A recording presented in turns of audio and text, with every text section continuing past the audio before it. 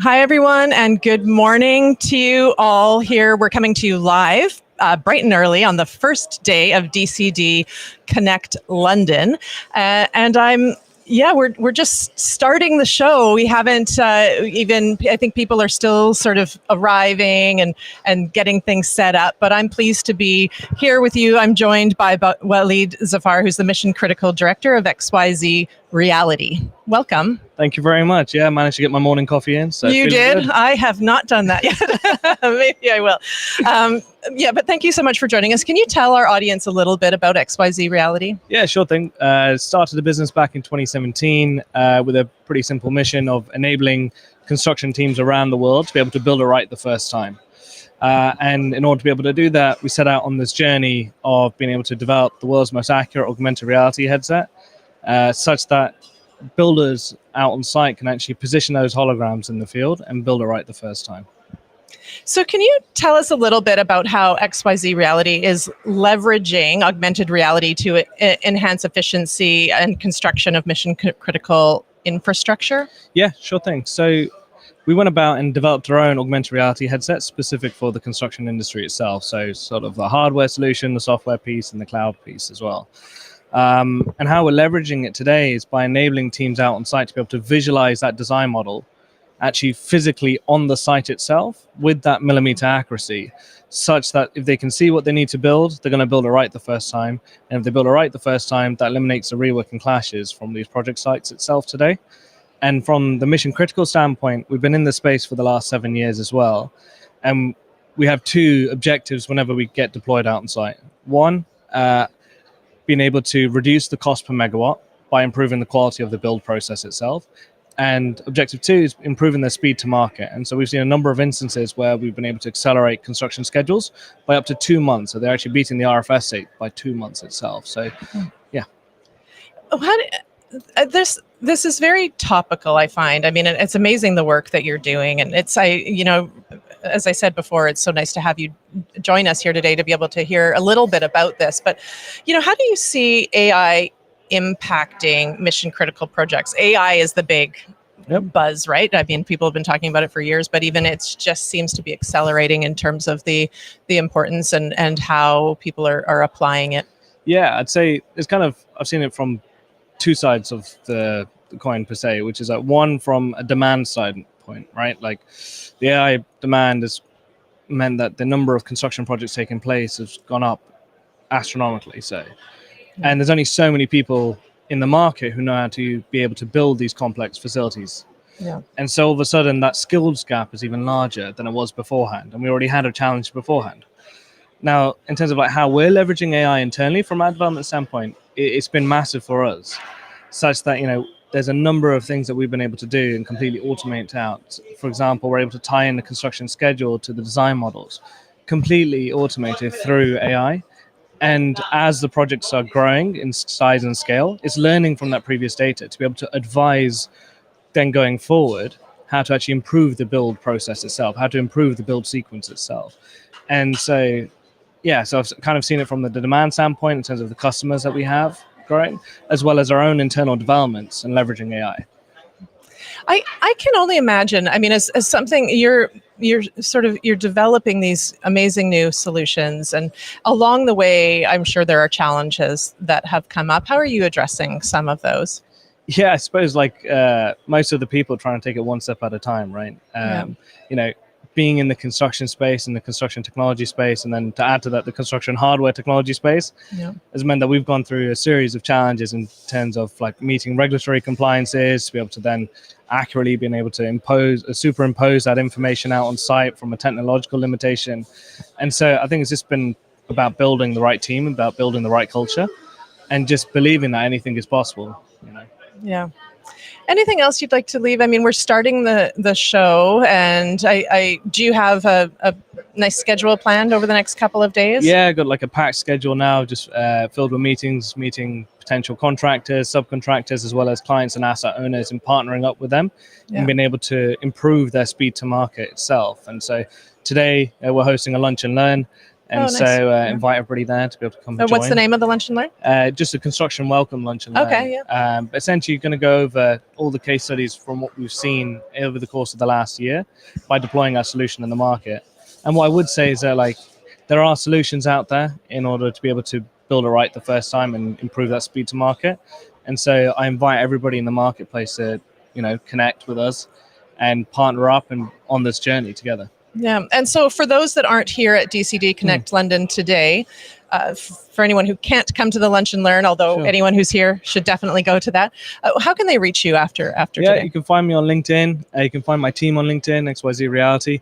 And then on our website, xyzreality.com, you'll be able to find a number of case studies, demo videos, and everything else in between. We're pretty open about all the findings and case studies and everything else. And so please feel free to deep dive in. And when you're ready, feel free to reach out. Amazing. Thank you so much, Willie. Thanks for joining us today. We really appreciate it. And thank you to our viewers for tuning in to JSA TV, coming to you today live from DCD Connect London. Stay tuned as we'll be bringing you more interviews throughout the day. Until next time.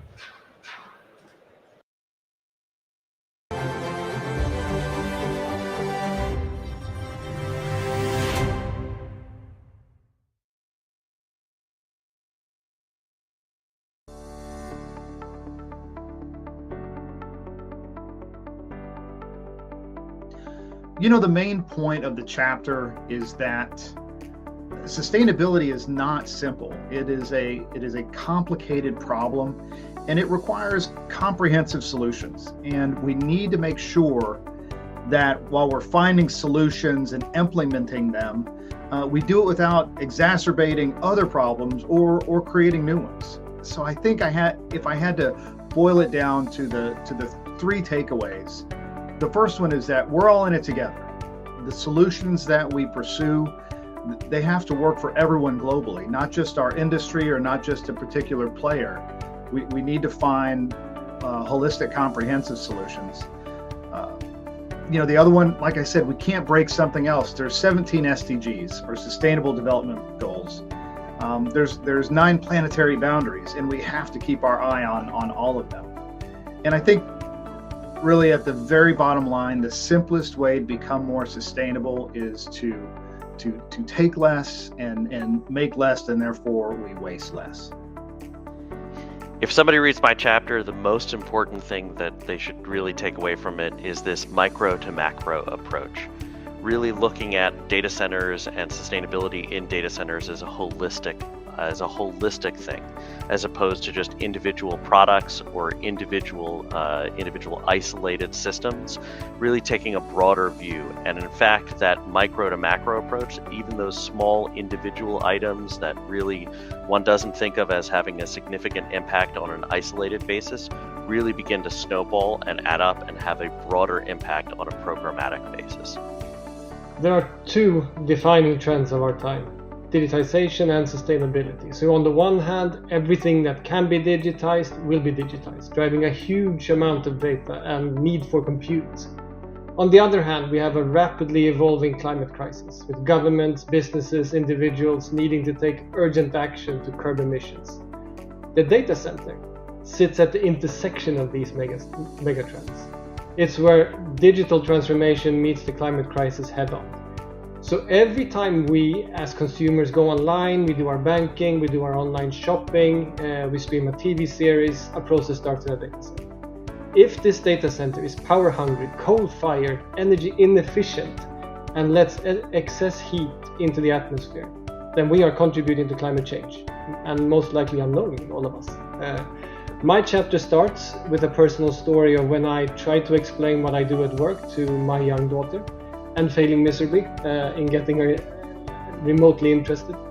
I finally managed to capture her interest when we got into a discussion on how watching My Little Pony on her iPad started a process in a data center that recycled the excess heat from the servers to warm the radiators in our home in snowy Stockholm.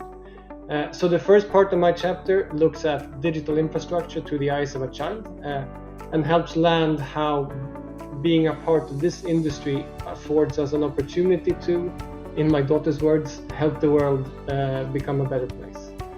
So in my chapter, I also zoom in on innovation that is transforming the data center industry, how the digital data explosion fuels the need for high density data centers, and why modern data centers need to have heat reuse, circular economy principles, innovative cooling, and work in tandem with the climate.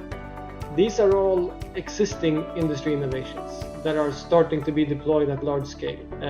I use some of Atnorth's Nordic data centers to give real examples in the chapter. Lastly, I also zoom out and look at what factors that can accelerate innovation, accelerate change.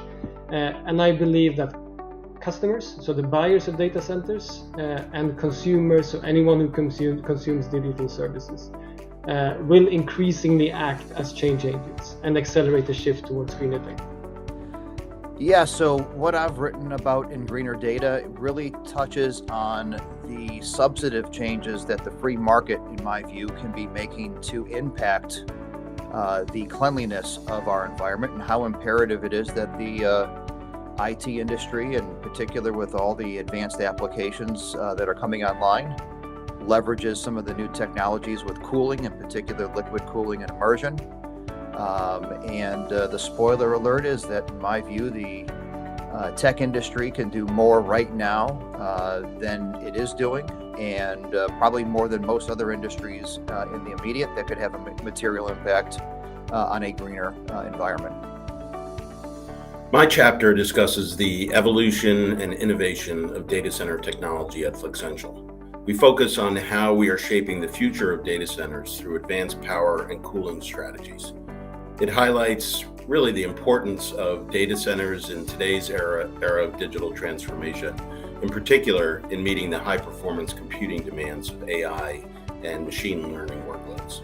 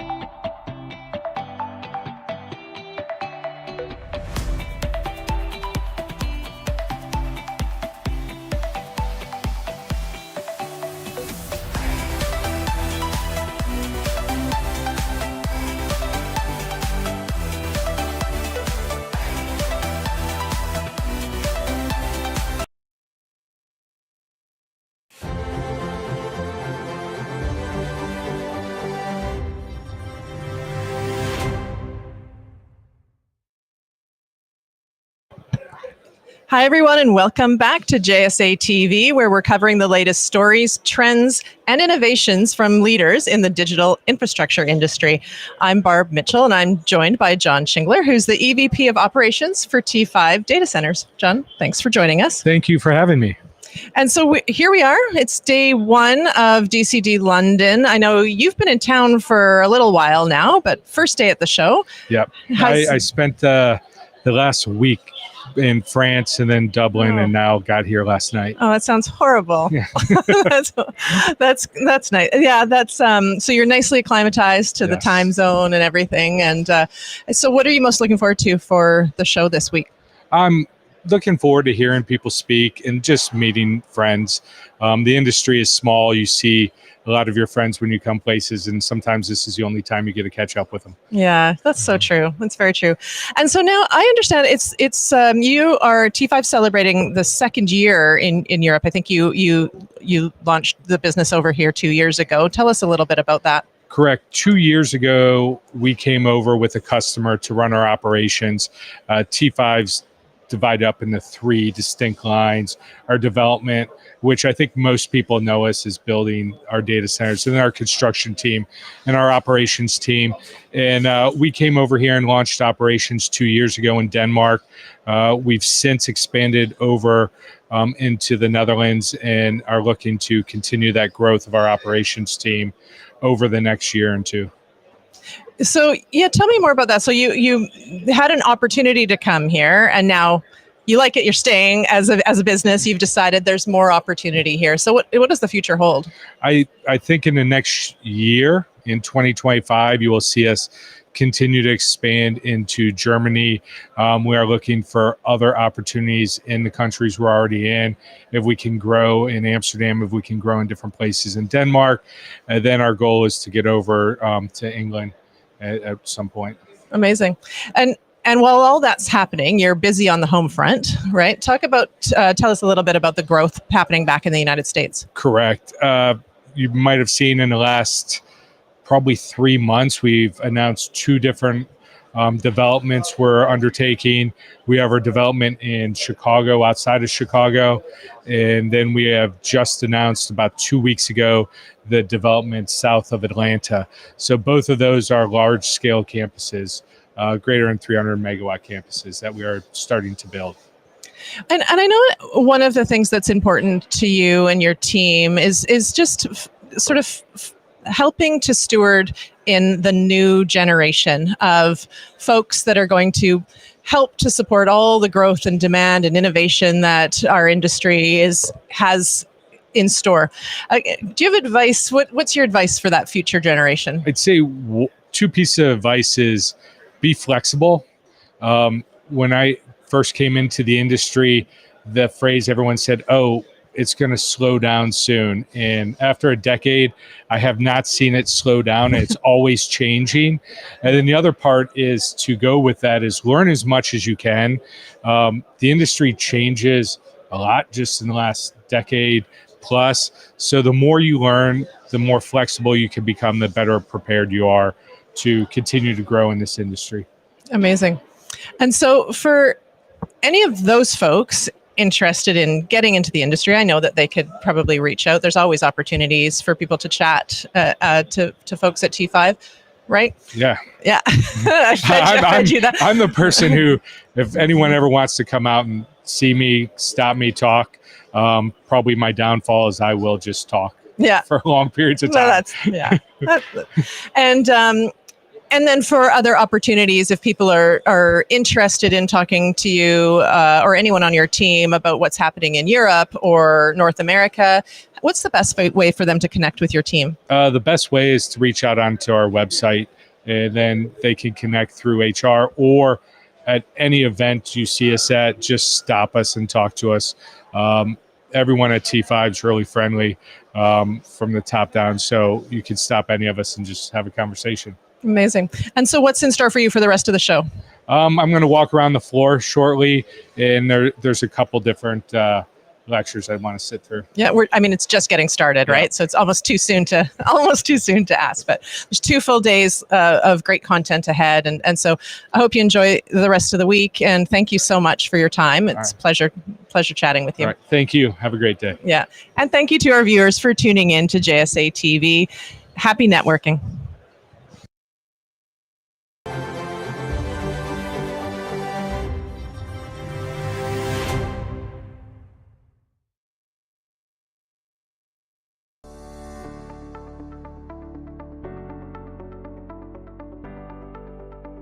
the chapter, deals into the realm of the green data centers, addressing the imperative of balancing technologies expansion with environmental responsibility.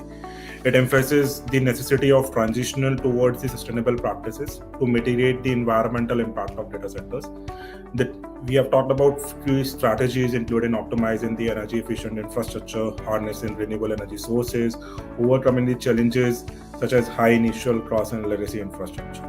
There, we also incorporated few case studies where we highlight how successful implementation eventually helped the organization to bring all those sustainability initiatives within the business and demonstrate the successful benefits, including cost reduction as well as decreased carbon emissions. Yeah. So the key takeaways for the chapter, I was so excited to be able to participate in this project. I mean, first and foremost, sustainability is one of the core values that we have here at DartPoint. So this is not only important to us from a as we evolve as a data center operator, but it's truly important to us as a company that we contribute as we think about the impacts that our business has on the environment and how we can always look to improve that and be more competitive. But the title of my chapter is really the interconnect domain between finance, sustainability, and innovation. And I was so excited to get that as our title because it really covers the entire ecosystem end to end as it relates to the data center sector and the impacts that the data center sector is having on the environment.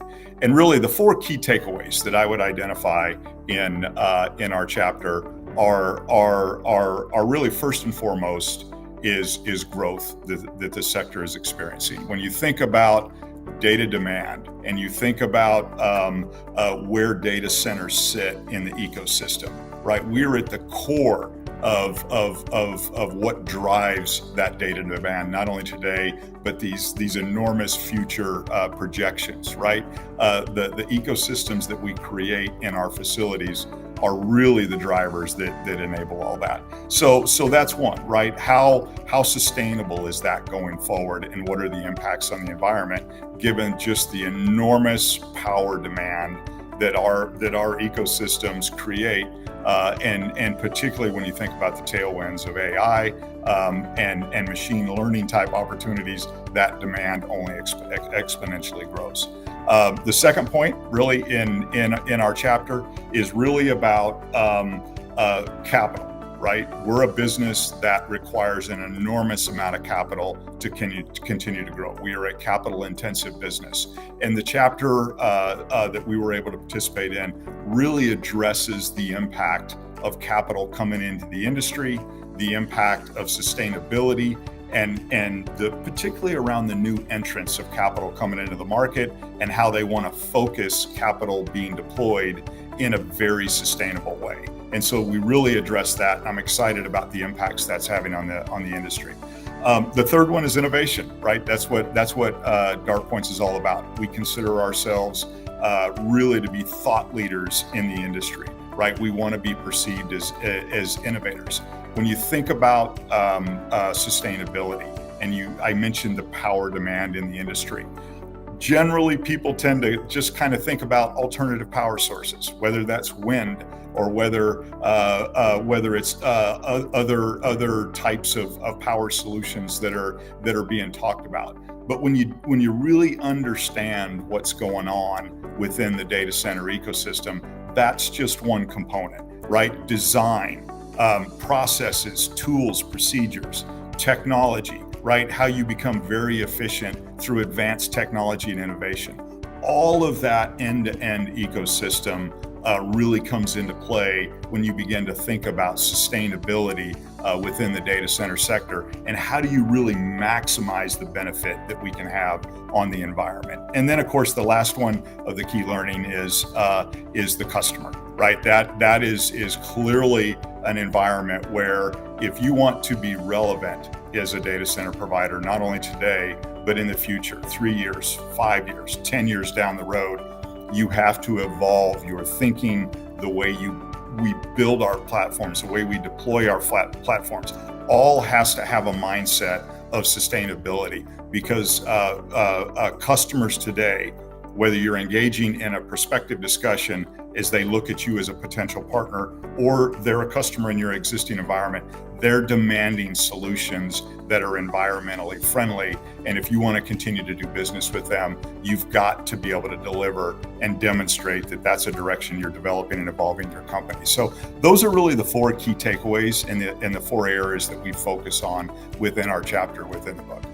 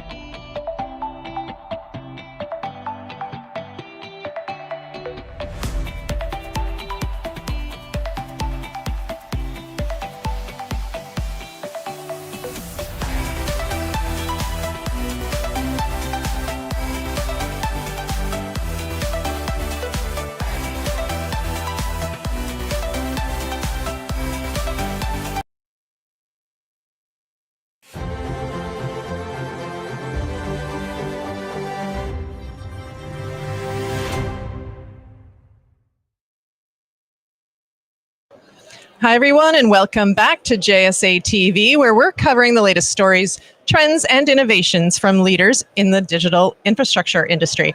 I'm Barb Mitchell, and I'm joining you today live from DCD Connect in London. And joining me is Jussi Vihusalo, who is the head of business development for critical power solutions and data centers for Eaton. That was a mouthful, but welcome. Thank you so much for joining us. Thank you. If you wouldn't mind, just if we could start by telling our viewers a little bit about Eaton. Yes, so Eaton is global power management company, and where we are well known in data center industries that we are basically technology provider for the whole power drain for data centers, starting from the medium voltage transformers down to the rack level power distribution components, and UPSs, medium voltage switchgear, low voltage switchgear, rack PDUs, and then of course to bundle and glue all this together. So we are also providing software solutions for monitoring the data centers. So digging in a little bit more to that, one of the areas that I think it would be interesting to explore would be how Eaton is helping data centers to reduce energy consumption while at the same time helping them to maximize performance. Yeah, so we have of course a lot of innovation in our products, and actually just this year we launched new UPS solutions to market that are running at higher efficiency than the previous generation. So basically we're able to cut the energy consumption by approximately 30% when we are operating in double conversion mode. That is the kind of, I would say, still industry standard in many applications. So the majority of the impact is coming really from this type of modern power electronics that we can provide, and therefore ensure the highly efficient power drain. Additionally, of course, we are providing, as mentioned, software solutions that they are then helping us to understand our data center also from the energy consumption viewpoint, and that's providing us a lot of different metrics that we can see and follow, and then ensure that we are operating in a kind of a best possible efficiency, and also have some recourse to track back also our history in terms of the consumption.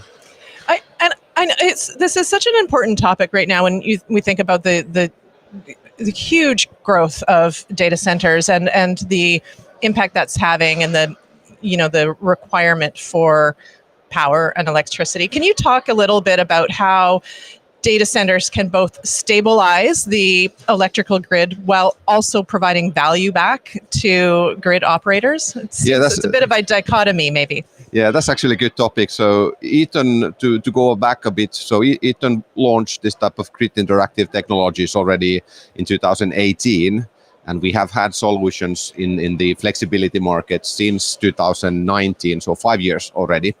Data centers actively participating for demand side flexibility schemes, and why they want to do it is of course that by offering that flexibility from the data centers, the data center operator, they can support the power grids to be more reliable, but then also to manage the possible problems that huge amount of renewables are generating for the grid itself. And the nature of the renewables are such that it's volatile, so we have volatility in the production. So we need to have some flexibility to manage this volatility on the consumption side. But then also now when we introduce increased amount of renewables and we are phasing out this type of traditional generation methods that are based on rotating masses, and these rotating masses are actually containing the inertia that is then making the frequency they are sustaining the frequency in the grid in case of unbalance. And now when we are phasing out this inertia based generation by wind power that is not containing this inertia, these unbalanced situations, they become actually more rapid in terms of the deviation in the grid frequency that is not acceptable by the loads. And we need to find some solutions from the consumption side to provide this flexibility to offset this type of a reduction in the inertia we are seeing in the grid. So without this type of flexibility, it could be that we cannot maximize the build out of the renewables in our grids. And you speak a lot about renewables, obviously, which makes me think in general just about how important sustainability is, in the industry right now. Is that something that you're focused on strongly at Eaton? And if so, how? Yes, the sustainability overall, of course, it's important topic for us as a company. That's of course one of our company objectives, to provide sustainable solutions. We have a high sustainability standards in our own operation. So certainly on that side, that's important for us. But then of course, even more importantly, we want to help our customers to provide sustainable solutions to match with their sustainability targets. And when we look what Eaton is doing on that front, so first of all, it starts from thinking that how do we manufacture the products in a sustainable way. We are using renewables in our production. We have local manufacturing. So within Europe, for example, we have our plants to serve the European market. We don't need to transport huge amount of equipment from other continents, for example, to serve the customers in Europe. Then of course, how have we designed the product itself, and what type of carbon is associated to manufacturing and building the product. So we are actually tracking all that. We have the product environmental passports, and that's actually a new requirement by many customers, that they want to see the carbon handprint of the products, and kind of they want to measure that what's the carbon associated in building the data center. And then of course thirdly, the sustainability in the operation. So we build solutions that are operating with high efficiency. We build solutions that are allowing us to track the efficiency and the sustainability of the data centers. And then maybe fourthly also, we try to consider that, okay, so what we need to think about when we are retiring equipment or data centers. So there needs to be a level of recyclability. Yeah. We have service offering to extend product lifetime, that we don't need to throw the equipment away, but we can still carry on using them, and they keep being reliable. So basically, we are looking the whole life cycle of data center from design until the retirement, basically, in our solutions. Yeah, amazing. You have a very clear roadmap for what you believe in as a company, and what actions you're taking, and that's really great to hear. And so stepping, I guess, up from that a little bit, this is an important topic to the entire industry, and so you obviously at Eaton have an amazing plan against this. What do you think is the biggest thing that the industry can do to make the largest impact, just in general, over the digital infrastructure industry?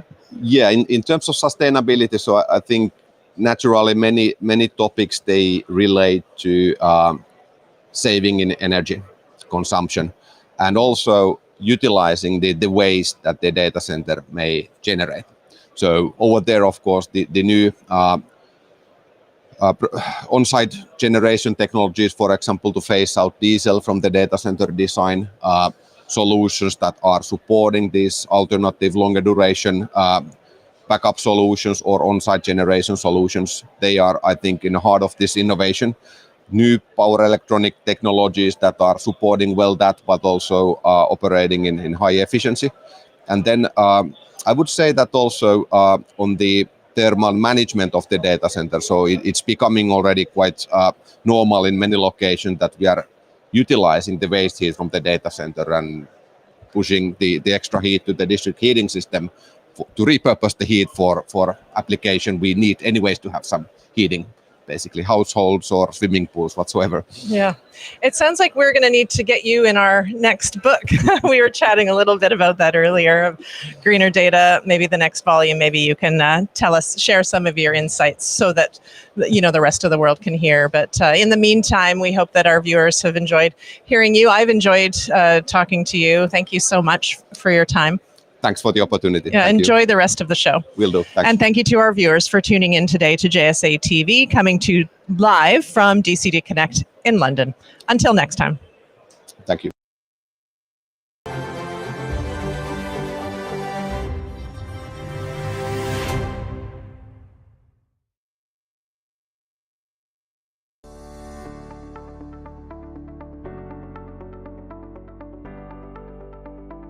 A quick high-level overview of my chapter. On-site power generation for data centers, microgrids, leveraging one of the cleanest sources of fuel available, which is natural gas or hydrogen or biogas. We introduced the Bloom technology, but most importantly, I spent a lot of time writing about the fact that natural gas and taking steps to reduce carbon today using natural gas is the most effective thing we can do, certainly for a greener a greener data center design, a greener future. I spent a lot of time going into the metrics around that as well. And the fact that natural gas, for some reason right now, has kind of a bad rap, especially when you're not burning anything. Bloom does not combust. Bloom is converting those molecules to electrons. And so I spend quite a bit of time in the chapter talking about how we can take pragmatic, real steps towards carbon reduction while solving the power problem we have with data centers, the utility problem. My chapter is entitled Sustainability at Cell Towers. That's obviously an area of focus for me and something that we know a fair amount about. I read the Greener Data issue, Volume 1, and was very impressed with the content and the direction that it took. But I noticed that it was very data center centric. And I thought we need to contribute something that will include other aspects of digital infrastructure, such as towers, because it's an ecosystem, it's all tied together. Towers to fiber to data centers, all the traffic that comes off the towers ends up in data centers. So I thought a contribution that would relate to the tower aspect of the digital infrastructure would be useful and informative. The chapter covers the size of the tower market. We estimate in the United States there's about 185,000 towers that are used by the cellular carriers. That's about 10 times that internationally, and that doesn't even include 2 million towers in China that are state-owned and operated. Yeah, every tower has the mobile network operators as tenants. They install their radio equipment and antennas to broadcast signals over the air to our devices, our smartphones, and that takes up a lot of power. So when you extrapolate the numbers of towers times the numbers of tenants on those towers and the equipment that's being used and the power required at each site to run all of that, it adds up to pretty significant proportions of power consumption and drives a lot of considerations as to how do we sustain that, how do we make that more energy efficient, and how do we meet greenhouse gas emission goals. There's actually, I talk in the chapter, there's 3 partners, if you will, on the tower. There's the tower company itself that owns the tower and the land under the tower. That's passive infrastructure. There's the mobile network operator that installs the radio and the base station equipment to broadcast and receive signals to and from devices. That's all active equipment and requires power. And then there's the manufacturers themselves of the radio equipment and the supporting infrastructure that are all contribute to making cell sites very power efficient and sustainable for the future. So I tried to encapsulate that in my chapter to demonstrate that there are other considerations within the ecosystem outside of data centers that need to be looked at and need to be addressed by the operators, and how to drive a very energy efficient operation.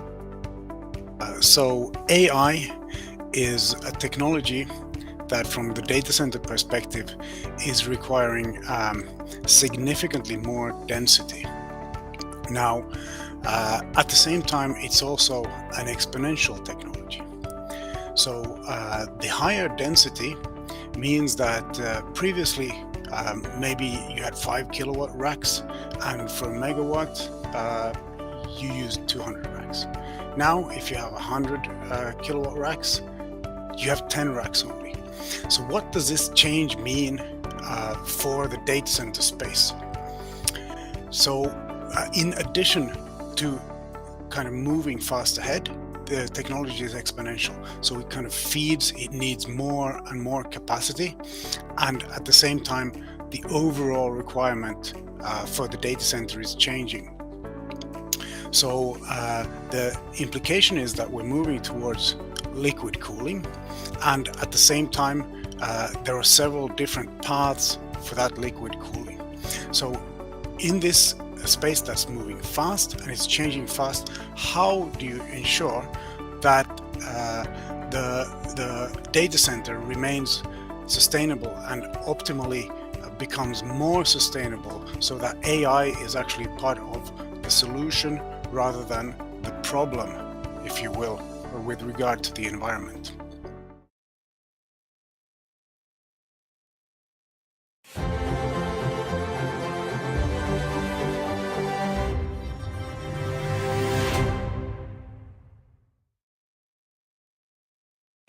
Hi, everyone, and welcome back to JSA TV, where we're coming to you today live from DCD Connect here in London.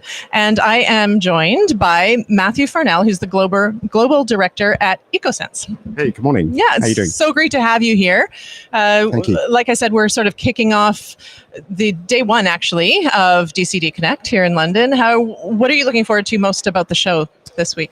Oh wow, yeah. DCD, it comes round so quickly every year. Normally it's a little bit later in the year, but it's happening a little bit early this year. I believe there are 3,600 attendees this year, so I think it's the biggest DCD You heard it here ever. first. 3,600. I hadn't heard that number yet this morning. This is my 24th DCD, I think. Is that right? So I've been coming here a while. Is that right? Wow. But yes, this is by far the biggest. So looking forward to meeting our existing customers. Yeah. Obviously a lot of new folks, I guess, here in the industry today as well. Yeah, it should be fantastic. good. It's a great venue, actually. I think it is fantastic. Is that right? Yeah. No, it's nice. It's you kind of have a great vantage point of who all is here and everything. Absolutely. So, well, let's get right into it. Let's give our guests an opportunity to hear a little bit about EcoSense, if you wouldn't mind. Yeah, sure. So we are at heart, we're a software company, an AI-based cloud software company. We provide a solution, EcoSoft, which we've been providing to data center operators now for over 11 years. I'm glad to say we're a UK-based business, but cover the globe. So we'll talk a little bit more about our team in the US and team in Asia Pacific, but fundamentally we're thermal optimization experts. So EcoSoft helps customers optimize their data centers. We do lots around capacity planning, ESG reporting, and generally improving visibility for data center operators. Yeah. Perfect solution for what the industry needs right now, it seems to me. Especially in the context of these increasing loads that everyone's talking about 100%. with AI, all the stuff that's happening. Yeah. And we're going to talk more about that. First, let's talk about I know that your team, some members of your team are part of a panel tomorrow. The panel is called, I want to get this right, Data Center Resilience and Operations in the Age of AI. So can you tell us a little bit about who from your team is representing on that panel? What will they be talking about? Yeah, sure. So I'm glad to say our CTIO is here, Dr. Stu Redshaw. Amazing, yeah. Stu was one of the founders of EcoSense way back when. He's an emeritus professor from Nottingham University. PhD professor, very, very smart human guy. Yeah. So it's basically EcoSoft is his brainchild initially. So he's grown up with the business. He's going to be talking about the advent of AI and all the high density loads that we're seeing in the data center today. So this evolution from medium low densities that we've seen over the years, 3 to 5 kilowatts per rack, which is air cooled, going up to people are talking about 150 kilowatts a rack now, which is just an intense amount of energy to manage. Right.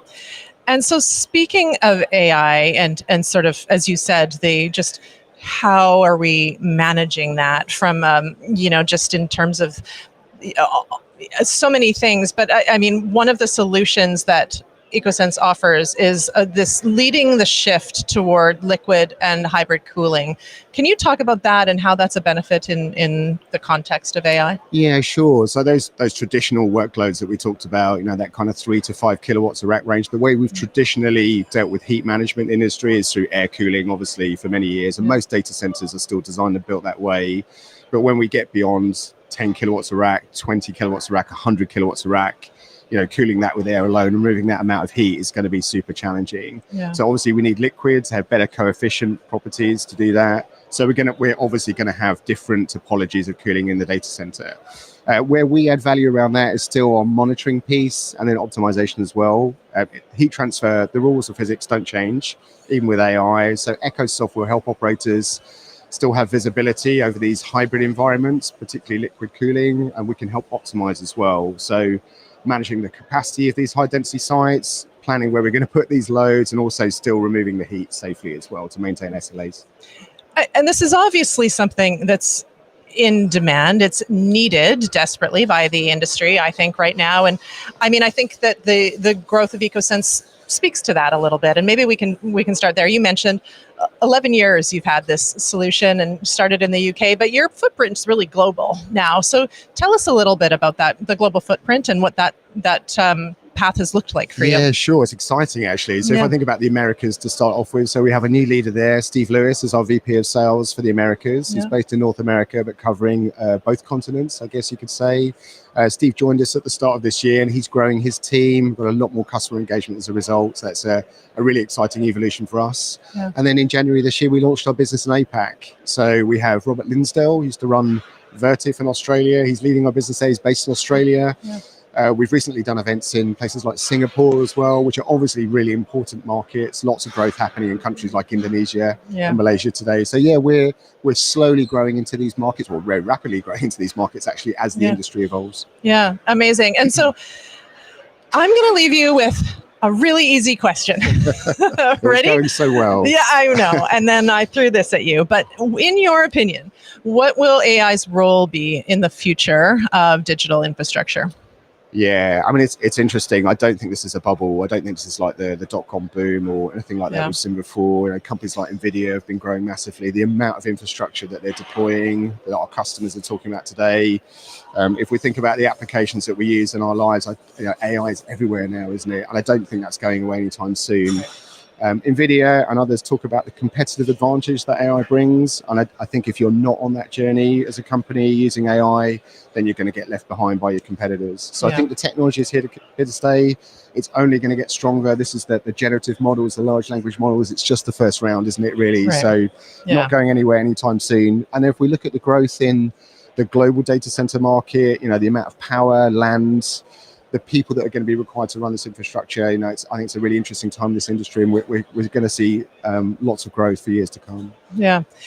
Thank you. And it's amazing to talk to you and to continue to talk to the team at EcoSense and hear the solutions that you're coming up with to help usher in that growth, as you said, that's not going away, right? And so we need to be there to steward it along. Absolutely. Yeah. Thank you so much. Yeah, thank you. Really appreciate the time Yeah, today. thank you for joining us. And thank you to our viewers for tuning in today to JSA TV, where we continue to come to you live from DCD Connect here in London throughout the day.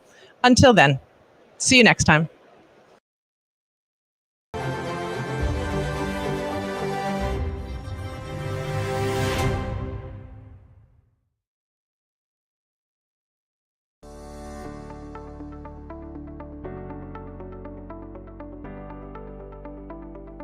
Yeah, the chapter that I've written is about painting the right picture around business cases, particularly around sustainability business cases.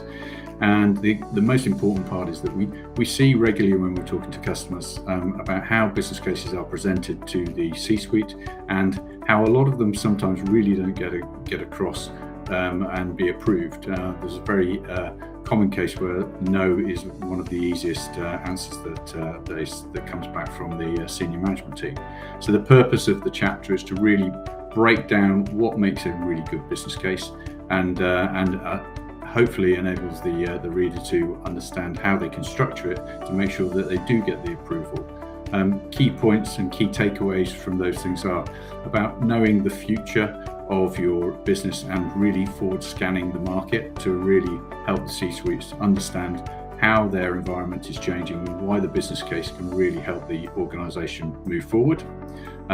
Second more important point is around really knowing your numbers. It's very easy to assume that sustainability business case is all about carbon reduction, but ultimately it's about making sure that you really know the numbers, because it really needs to make a financial benefit into the organization as well as an environmental benefit as well. And then one of the most important parts of delivering a sustainability business case is about making sure that you use the right language. Within the world of sustainability, we're very good at making sure that it all gets very complicated, and therefore only the ones that are involved in the markets really understand all the abbreviations, etc. And making sure that you want to really get your business case approved means that you really need to simplify the language and make sure it is absolutely crystal clear on what you're requesting and the timelines that you're looking for the paybacks to be presented to the business as well. So those are the three key takeaways from the chapter. Yeah, sure. So in a world where data centers, data in particular, and digital infrastructure is becoming part and parcel of our daily lives, it's critical that we start to look at how we harness the power of technology and greener data to combat the environmental topics that we have today. So the focus of the chapter is really around how we look into the new technologies coming into this space, how we accelerate the application of AI platforms to make sure that we reduce energy usage, emissions and waste through using new technologies like liquid cooling. Perhaps, Rob, if I hand over to you now, you could take us through the detail of the chapters and the different topics we touch on. Yeah, thanks, Mark. Yeah, so our chapter focuses on some key areas, and they include the adoption of renewable energy and energy storage and its role there. We talk about smart grids and microgrids of the data center. And then as we talked about the digitization of energy and then the role that data will play in improving our sustainability. And that data needs to be reflected in metrics and frameworks. And this is something that we've at Schneider have talked about for a number of years, of creating a standard framework to be able to measure and make continuous improvements. And the conversation would not be complete unless we talked about AI's impact in the data center, and then key technologies it's pulling along, like liquid cooling, and its effect on sustainability. Yeah, so our chapter is about how data centers can actually be used to solve potentially UN SDG 6, people not having access to water, and UN SDG 7, people not having access to electricity, by thinking outside of the box and placing them, as I mentioned in the introduction, in emerging market rural areas, these micro data centers that are powered by solar. So really the chapter just kind of goes into how we sort of came to the idea, then also some of the trials and tribulations of being an early stage startup relying on a brand new technology like Starlink, and what are some of the early outcomes of our initial prototypes and projects. And finally, the most important is how we see this scaling up and what this will look like in the future. Sure, the EcoSense chapter is on accelerating data center sustainability journeys. And we spent many years developing innovative energy efficiency solutions for data centers. So it's exciting for me, and I have to say long overdue, to see data center sustainability and the whole greener data center movement start to get some real momentum. Key takeaways from the chapter. It really is around data center workload is only going one way, and that was long before obviously the much heralded AI deployments and the huge growth coming down the pipe from AI. But it's a challenge, so balancing this unprecedented, almost once in a lifetime workload growth against non-negotiable energy efficiency programs is just a massive challenge for the whole industry. So we look at ways how you can balance this huge growth while still delivering on energy efficiency programs. And it's just vital that you have the right tools, the right processes to make informed decisions based on very real-time data sets to deliver ultimately tangible deliverables to make energy efficiency savings.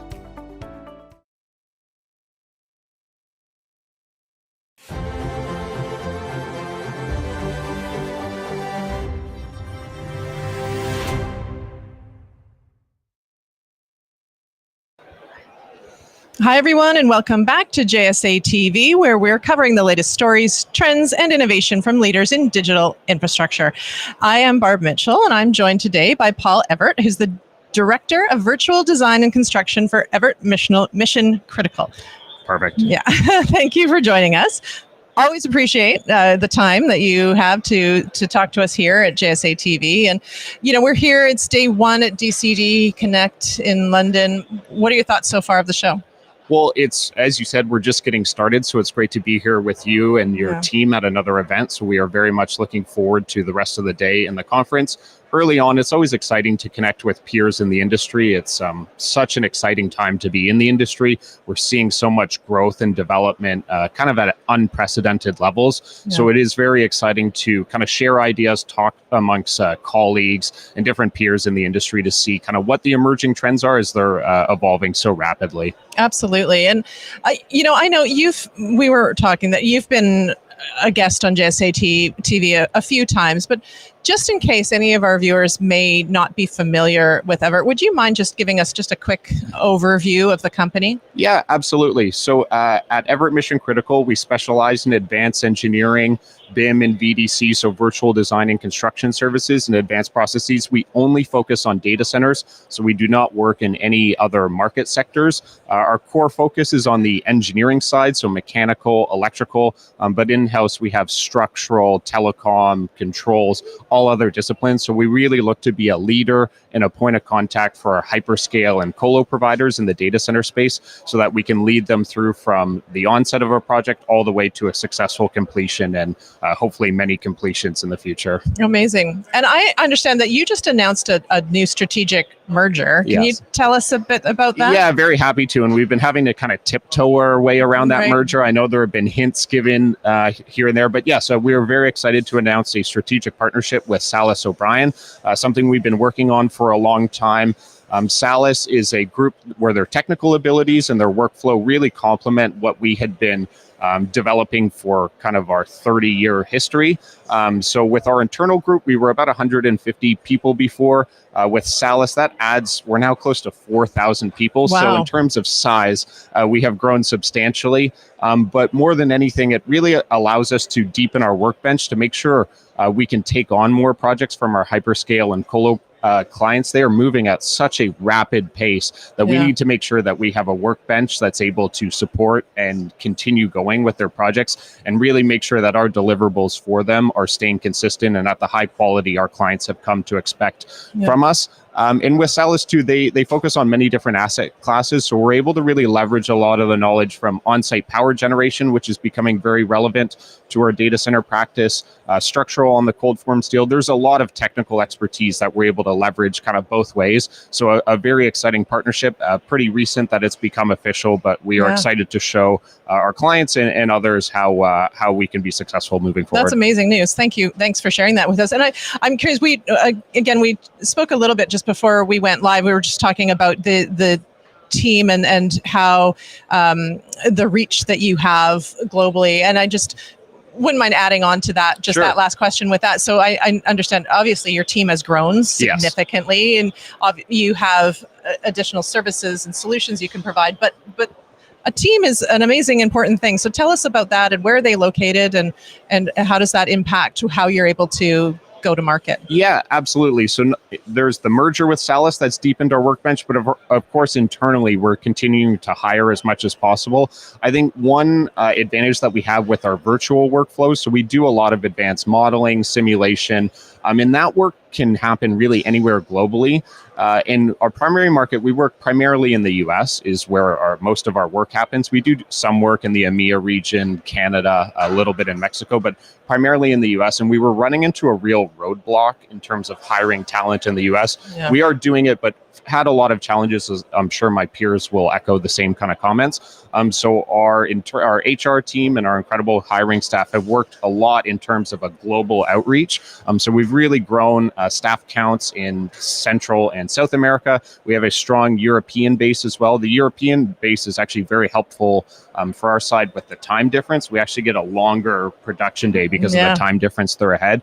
And more than anything, we're able to find people who know how to use the tools that we're working with, so the workflows, and are familiar with the software we're using. So just because our clients are growing so quickly, we had to get pretty innovative in terms of how we were hiring new staff and finding new staff.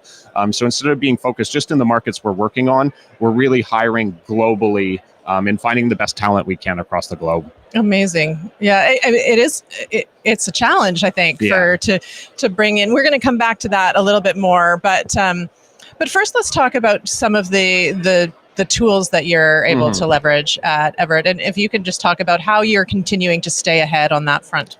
Of course. So digital workflows and digital construction are core to our practice at Everett. So we are not only using it just for the engineering side, but we want to think about the overall construction lifecycle of the data center. So we want to factor into our design, construction, maintainability, schedule. How can we adapt our design, because just to think of design in one silo, we feel is not really completing our job as the engineers. We really need to think of the entire project scope.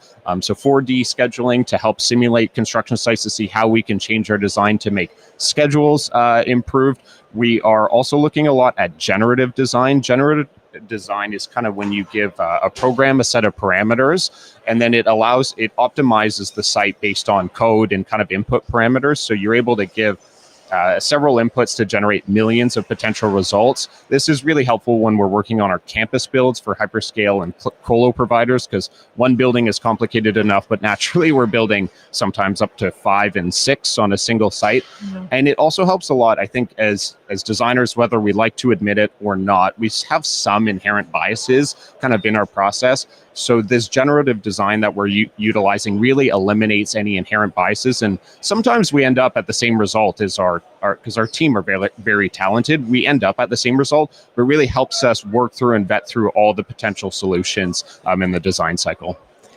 Yeah, that's it's as you're talking, I'm thinking about how you've assembled the team with the talent. I mean, you were just saying your team comes to the table with a lot of this skill and knowledge and the ideas, and you iterate it together and come out with such amazing innovation together as a team. And so coming back to the talent question, because you actually talked quite a bit about how you're really trying to get ahead of that talent search and build that out and get ahead of it. But how do you attract those young folks, and what advice would you give to young people?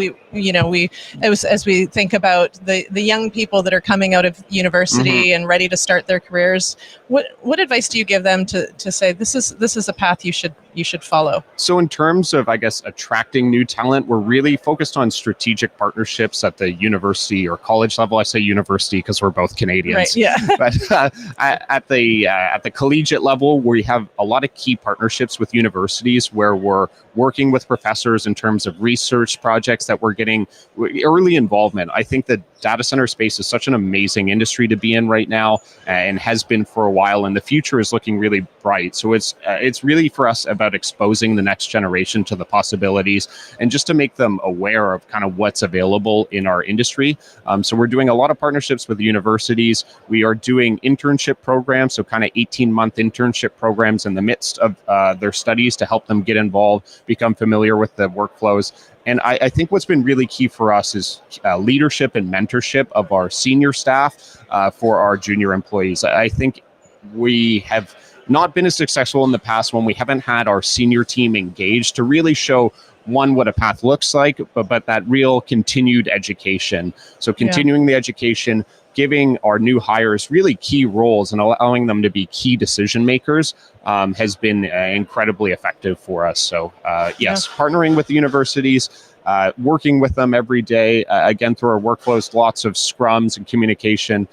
So we really find that kind of open communication, although we are growing to a much larger organization, in terms of our communication and the collaboration amongst all our employees, it's a very flat structure. So there's no kind of barriers between someone who's junior and more senior. We are all working together to really meet the needs of our clients and work on some of the industry's leading projects and globally some of the best engineering projects available. Amazing. Yeah, thank you. This has been really interesting. I've really enjoyed chatting with you. So thank you for your time today. I know that it's a busy day. There's lots still to do. For any closing words or anything you want to say in terms of how people can connect with you, either here at the show or afterwards? Yeah, absolutely. So we'll be down on the trade floor. We have a booth available at the trade floor. We are also serving espresso later. So you did mention that today will be a busy day. So you can find us at one of the espresso stations that your team have very kindly help us set up, and I think will be popular as the day goes on.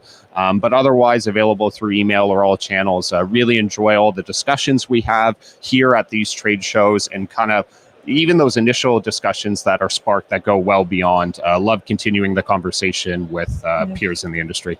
Fantastic. Thank you so much. Really appreciate your time. And thank you to our viewers for tuning in again to JSA TV, coming to you today live from DCD Connect in London. Stay tuned until next time.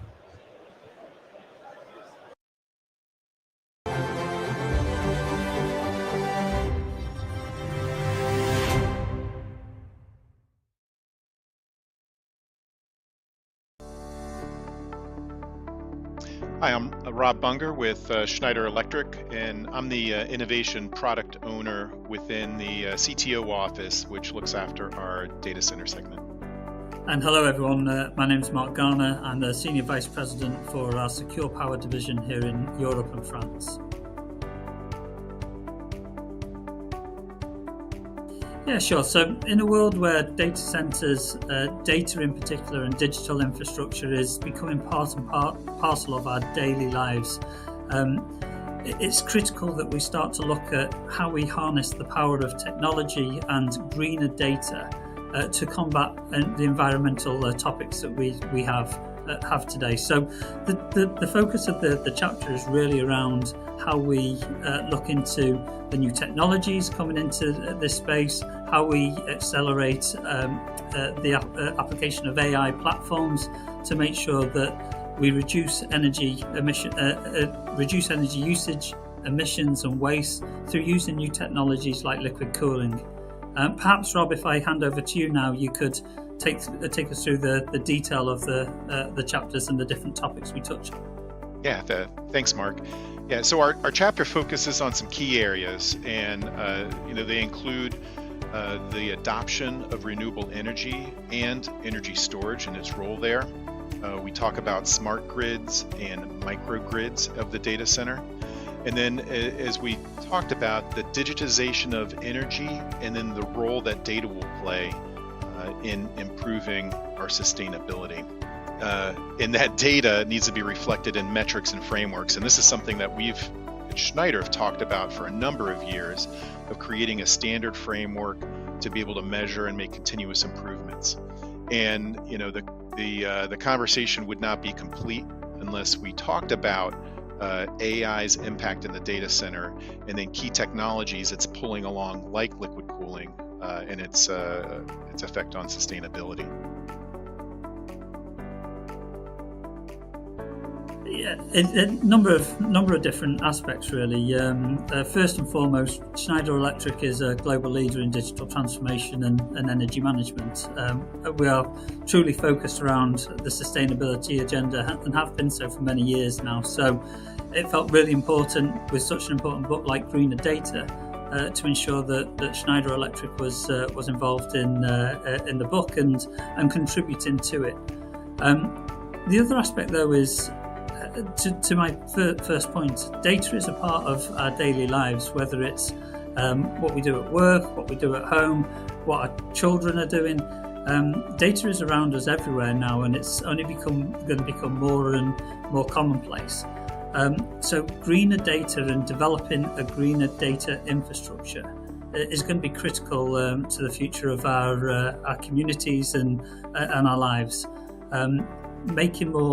Increasing awareness around the data center industry and the greening of data center is something that's very close to my heart. Having been in the industry now for 5 or 6 years, it's very important to me that we bring it to more people and make more people aware of what the data center industry contributes to our daily lives.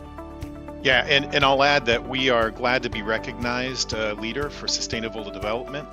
But I think recent years have been a stark reminder that there's a lot more work to be done. And with the greener data, bringing together industry leaders to discuss how digital infrastructure organizations are combating climate change, it really is a natural fit for our organization, and we're proud to contribute. With only 10 years to achieve the Paris Agreement and limit temperature rise to 1.5, all organizations need to accelerate their sustainability. So if we're able to push that along a little bit faster, it's something we firmly believe in here at Schneider Electric.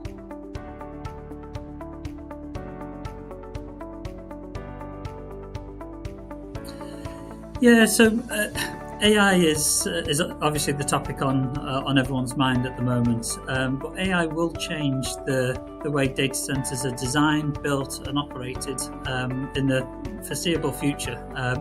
It's going to put more onus on sustainability demands in data centers. The estimation we have here at Schneider Electric is that AI workloads is going to represent somewhere between 15 to 20% of total data center energy by 2028.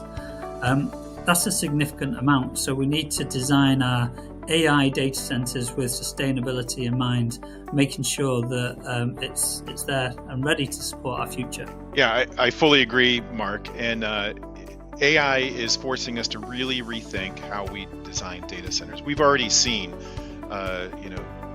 new ways to do things, and although we say it's 15 to 20%, these new ways to do it are highly sustainable and will proliferate across all types of data centers. So we do see it currently as a challenge on how do we tackle things, these high densities and liquid cooling, but ultimately a real opportunity to make the whole industry efficient and sustainable.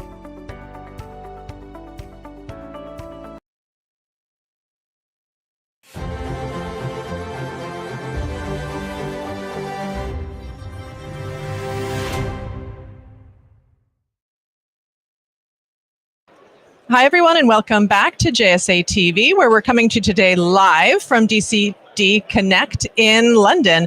Today we're talking to leaders from across the digital infrastructure industry, and I am joined right now by Stefan Aspman, who's the president of Munters.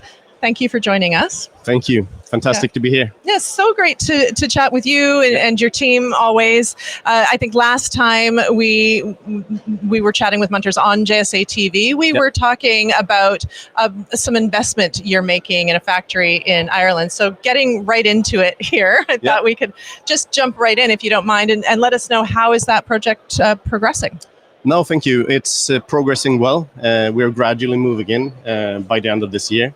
So it's fantastic. If I look in the rear mirror, we acquired a company called EdPack a few years ago, and fantastic company, but it had clear limitations in the footprint and how we could actually scale. So now, by making this expansion in Cork, we are ramping up to have the opportunity to deliver to higher demand. Amazing. And so on that note, I want to back up for a second and just sort of think about, if you wouldn't mind, just for our audience's benefit, sort of talk about your footprint and where, this is a factory in Ireland. You mentioned you're based in Sweden, but spend a lot of time around the world. So tell us about, where Munters is operating and what your growth looks like. Okay. Munters as a group is global, right? So they are all across. But if I look at Data Center Technologies, the business area I represent, we have, you could say, the mothership in Virginia, in Roanoke, where we have the largest factory. We have in Selma, Texas, outside San Antonio, and now also in Cork then. And since this summer, where we announced the acquisition of Geoclima, we will be in Italy as well. Oh, wow. Amazing. Yeah. Okay. Well, thank you. Thank you very much. And I think in terms of that, so this acquisition, I think we just sort of alluded to that a little bit, but there continues to be demand across Europe for Munters and across the industry, right, that you're able to service. And so talk about how that most recent acquisition helps fuel that. Good question. I think I can divide it into two parts. One is why did we go for Geoclima in this case as a specific company? Well, very much because we share DNA in how we approach the market, very much based on engineering skills, customization. They were pioneers in low GWP refrigerants and, working with turbo core. So they're really top shelf. So we saw a perfect match. And then how it fits to our strategic agenda is really that we come from a niche excellence position. We were really early on the evaporative cooling technology, and then we have gradually expanded the portfolio. So adding Geoclima and chillers makes us able to cater to the water chilled infrastructure that we haven't been part of. I mean, we've been doing cross, but we haven't really had the fully fledged offering, which we now have. So that's for us, it's a key cornerstone in the strategic development. Makes a lot of sense. And so new factory in Ireland, exciting new acquisition, but that's not all, because I understand new news just came out an hour ago. Tell us about that news. It's a strategic alliance or partnership with Sudacor. As everyone knows, there's a big buzz about liquid cooling, of course, and it's real. And there's so many fantastic companies out there doing their own stuff. Most of them are on the one-phase side with water. And I would say fewer on the two-phase with refrigerant-based. We have Cycool, that is a solution that is based on refrigerants, right? And with a thermosiphon technology. So pairing that up with the pool boiling direct-to-chip technology that Sudacor has makes a lot of sense. You take one super efficient system in an area, like a niche part of the market, and you combine it with another that is equally leading. So I'm bold enough to say this is going to be a game changer for high-density environments if you want to go that way with direct-to-chip. Amazing, yeah. And so sort of zooming, I guess, out a bit, as they say, AI is just such it's very topical right now. It has been for a long time, but right now, sort of people are thinking about how are we going to sort of steward the growth of this and all the infrastructure that's required. And so when you think about what AI's role is in the future of digital infrastructure, what would you say? It's a big question, It is right? a big question. I think beyond the obvious, with the energy shortage and the challenges and so on, if you look at how this will influence the industry, I think we're going to see some supply chain pressure for sure. Everyone wants the same components, and we see tremendous growth, which is an opportunity, of course, as well. It's a real opportunity for sure. So still, we have to zoom out, as you said before, and look at like what is really driving growth right now. Well, not only AI. It's a promising technology. I'm sure that many of the data centers to be built in the future will be based on this kind of basic requirements of how you need to design a data center. But still, the growth as we speak, I would say, is that's not where it is. It's more in the near future. So there's still a lot of cloud, general computing growth, also supporting normal everyday digitalization. So we need to be able to cater to both those needs at the same time, and meaning continue to deliver the base play and then do these leaps in technology and collaborate with great companies like we do today. Yeah, great point. The industry needs to meet the needs of today while preparing for the needs of tomorrow and do those things simultaneously. It's a challenge for the industry. But it is, for sure. It sounds like one that Munters is prepared to take on. No, we're well set up to do it. And I think it's a great industry to be in. I think a lot of people see the sense making in being collaborative and learning about technologies, and there's a lot of market share to go for everyone. So we just need to find the best solutions to cater to the customer needs. Yeah, amazing. Well, any parting words? I know we're still here. It's the morning of day one. Is there anything you'd like to say to our guests, or any ways that people could connect with you if they happen to miss you while you're here today? I'm happy to meet with anyone here. I do have the app, and I think it can be used. So please reach out if anyone wants to talk about Munters or what we're doing with Sudacor or Cycle, not at least. So please reach out. I'm here. Fantastic. Thank you so much for your time. I appreciate it. And thank you to our viewers for tuning in today to JSA TV, where we've been coming to you today live at DCD Connect in London. Stay tuned until next time.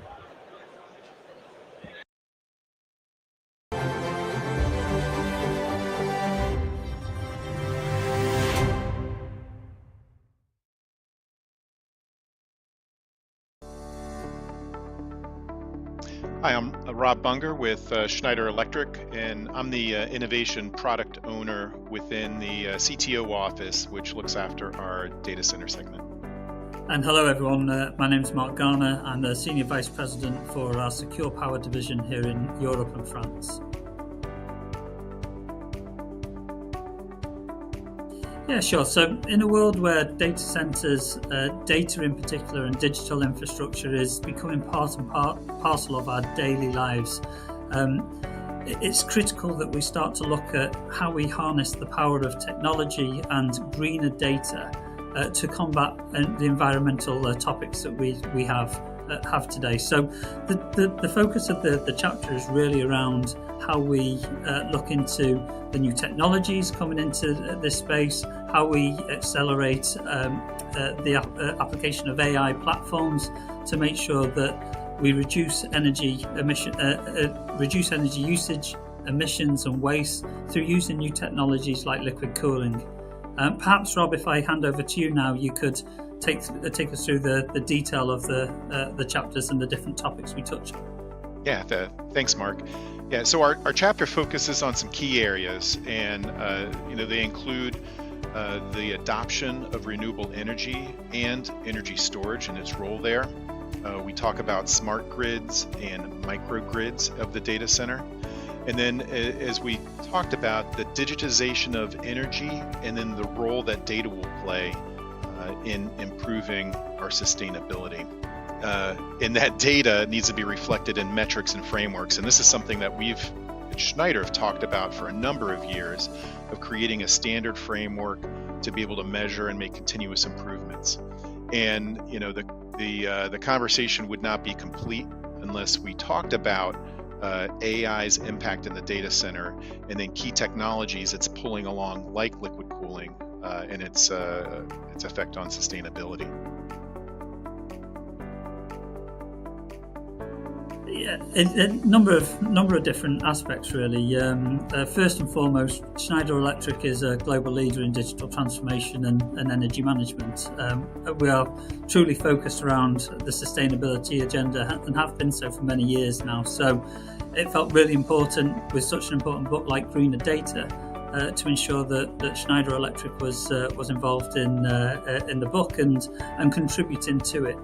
The other aspect, though, is to my first point, data is a part of our daily lives, whether it's what we do at work, what we do at home, what our children are doing. Data is around us everywhere now, and it's only going to become more and more commonplace.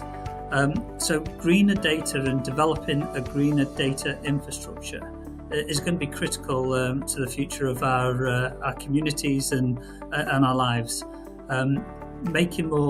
Increasing awareness around the data center industry and the greening of data center is something that's very close to my heart. Having been in the industry now for 5 or 6 years, it's very important to me that we bring it to more people and make more people aware of what the data center industry contributes to our daily lives. Yeah, and I'll add that we are glad to be recognized leader for sustainable development. But I think recent years have been a stark reminder that there's a lot more work to be done. And with the greener data, bringing together industry leaders to discuss how digital infrastructure organizations are combating climate change, it really is a natural fit for our organization, and we're proud to contribute. With only 10 years to achieve the Paris Agreement and limit temperature rise to 1.5, all organizations need to accelerate their sustainability. So if we're able to push that along a little bit faster, it's something we firmly.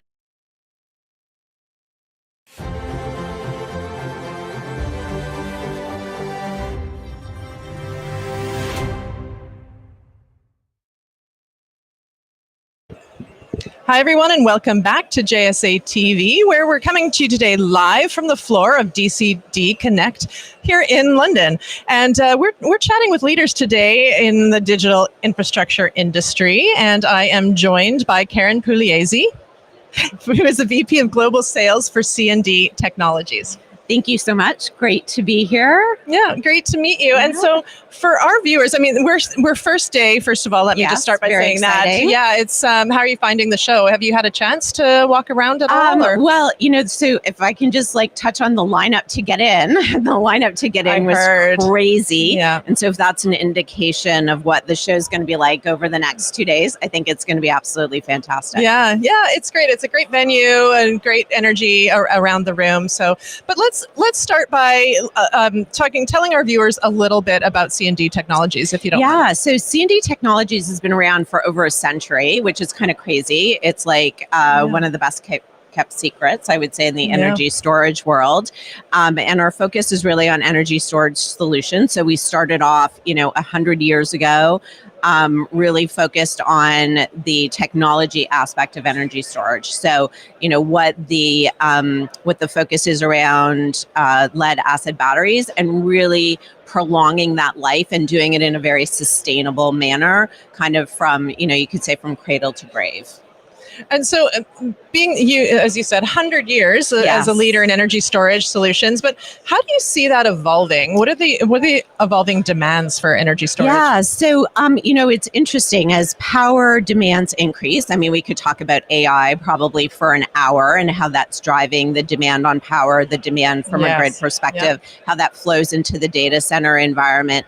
For us, what it's really kind of bringing to light is two things. So the first thing is, how do we engineer batteries in order for them to last longer, because the longer the warranty period, the longer the battery lasts, which means you don't replace it as often. And given that you don't replace it as often, it has a less of a power draw, and the less power draw means that it's more sustainable over time, takes less energy consumption, and that really leads to that entire sustainability message, which is kind of the second piece of it, which I think is the most important part, which is not just about the sustainability in the manufacturing, reducing CO2, reducing water consumption, all of those wonderful things, but how do you make that, and I'll use the word asset in your infrastructure, last as long as it possibly can, so that you're not replacing it, every 2 years or 3 years, that you're taking advantage of an 8-year warranty, as an example.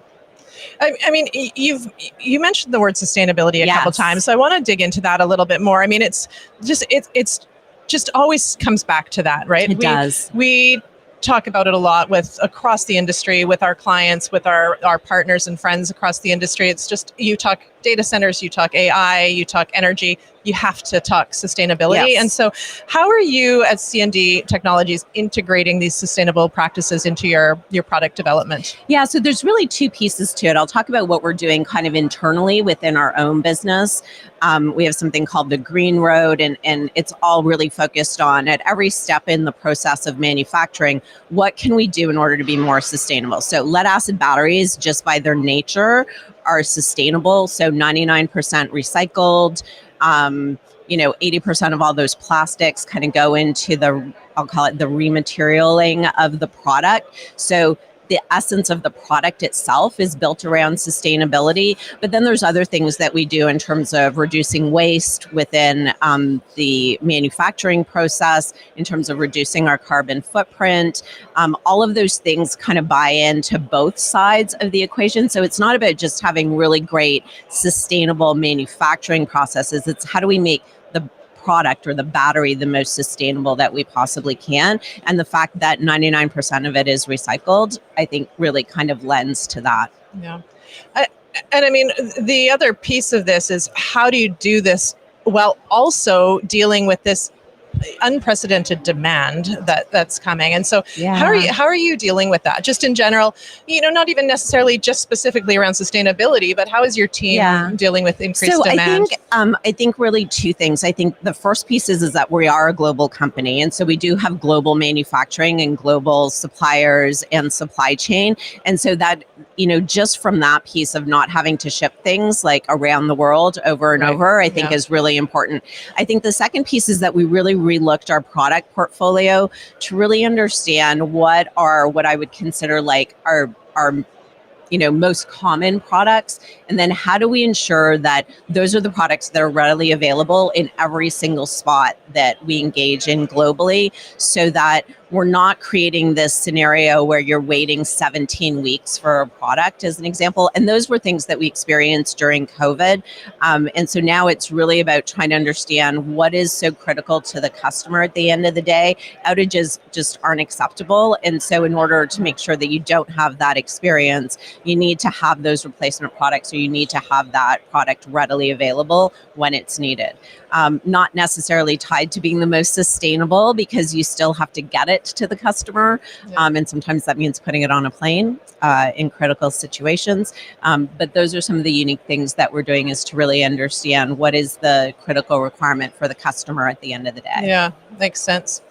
So if we were to step away from C&D for a second and just sort of look at the industry as a whole, what do you think are going to be the biggest innovations around sustainability that are going to make the biggest impact on digital infrastructure? I think the thing that's interesting is that there's so many different ways to look at sustainability. And there's organizations that are driving sustainability by, building butterfly gardens on their properties, right? Yeah. And those are great initiatives. I think from a sustainability perspective, I think the first thing is that organizations really need to understand that there's a cost to it. There's a cost in that life cycle. That's really going to be driven by us looking, and this is the entire industry, not specifically C&D, the entire industry looking at the products that they've got today and the products that they're developing, and then how do they engineer sustainability into that product right from the start? I think a lot of times we're engineering things in like, let's have it run at a higher temperature. Let's have it, increase cycles. Let's look at, ways that make it more efficient. But that's not always the most sustainable solution. And so I think that just like, we've always kind of integrated the aspect of like, how do we make it better, faster, cheaper? I think we need to add a fourth, which is how do we make it more sustainable? 100%. Yeah. Any final words you want to share? I mean, I think that, Well, one, like so excited to be here. I think that this is going to be an absolutely fantastic show. Looking forward to connecting with folks. We do have a speaking slot tomorrow. And so looking forward to meeting a bunch of new people and making this another great DCD event. Yeah, fantastic. It's been a pleasure. Great meeting you. Yeah, Thank great you so meeting you much. as well. Thank you. Thank you for joining us. And thank you to our viewers for tuning in today to JSA TV, where we're coming to you today live from the floor of DCD Connect in London. Until next time.